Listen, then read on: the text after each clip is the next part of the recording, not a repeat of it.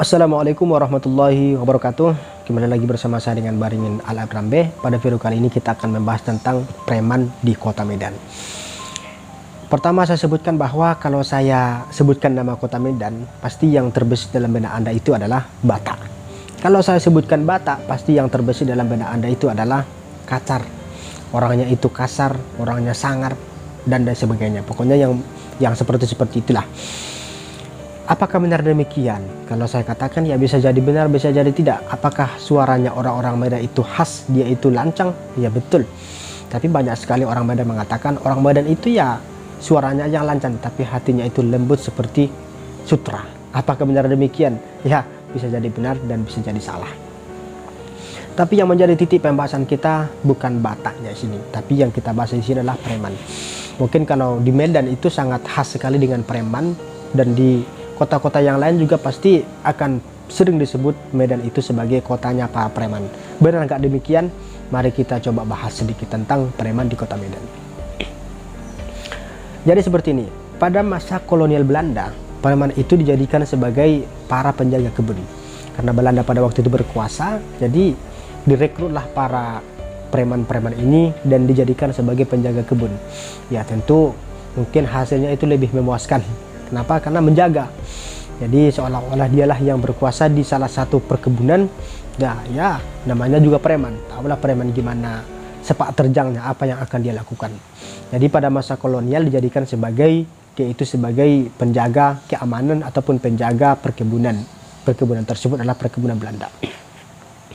Kemudian masa pasca kemerdekaan. Pada masa kemerdekaan itu mereka ini sudah ikut andil. Jadi kalau dulu itu hanya sebagai penjaga, kalau pasca kemerdekaan, setelah kemerdekaan tidak. Mereka itu ikut andil melawan penjajahan. Di antaranya yang paling terkenal itu adalah peristiwa Jalan Bali. Peristiwa Jalan Bali. Jadi mereka itu ikut andil di dalamnya. Salah satu yang paling terkenal itu adalah ada namanya Laskar Naga Terbang. Jadi Laskar Naga Terbang ini ya tentunya berisikan kepada preman-preman yang mereka itu ikut andil dan mereka berhasil menolong pemerintah pada waktu itu. Jadi dari sini dapat kita lihat bahwa para preman ini sudah ada nama baik, yaitu menolong pemerintah. Itu yang pertama. Yang kedua, dari yang pertama kolonial pada masa kolonial, yang kedua tentang masa kemerdekaan. Kemudian kenapa preman ini sangat berkembang biak di kota Medan? Kenapa para polisi itu tidak membumi-hanguskan? Kenapa para militer tidak membumi-hanguskan? Kenapa? Karena mereka sangat kuat. Mereka bergabung dalam organisasi yang sangat besar. Organisasi itu bernama PP ataupun Pemuda Pancasila. Dan satu lagi itu adalah yang dibuat oleh Sahara Olo Panggabean, yaitu IPK, Ikatan Pemuda Karya. Mari kita bahas bagaimana sejarah daripada PP dan IPK ini. Jadi bermula daripada komunisme. Ketika komunisme merajalela di Medan, Anda tahu ya bahwa komunisme di kota Medan itu sangat merajalela juga seperti yang ada di Jawa, bahwa di Medan juga terjadi banyak sekali komunisme. Jadi pada waktu itu ada namanya Pemuda Rakyat. Pemuda Rakyat ini dikomando oleh para komunisme. Jadi para komunisme ini berisikan kepada jawara, pesilat tangguh, kemudian orang-orang yang sangat kuat sekali dalamnya. Sehingga mereka itu berbuat semena-mena kepada rakyat. Kepada para pengusaha mereka berbuat kasar sekali.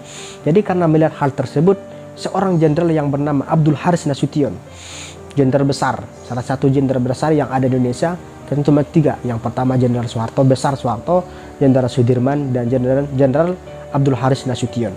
Jadi beliau itu membuat salah satu organisasi menandingi apa? Menandingi organisasi pemuda rakyat yang dibuat oleh komunisme tadi. Kemudian pada tahun 65, salah satu orang yang membasmi komunisme itu, ya ini dia, Pemuda Pancasila. Kenapa? Karena orang banyak di dalamnya. Karena di dalamnya juga orang-orang yang sangat kuat, orang-orang pandai yang tentunya direkrut oleh Abdul Haris Nasution. Kenapa orang mau berpartisipasi ke dalamnya? Karena mereka melihat bahwasanya tokohnya ataupun pembuatnya itu Abdul Haris Nasution, seorang jenderal besar, seorang yang sangat pada waktu itu ya popularitasnya sangat bagus.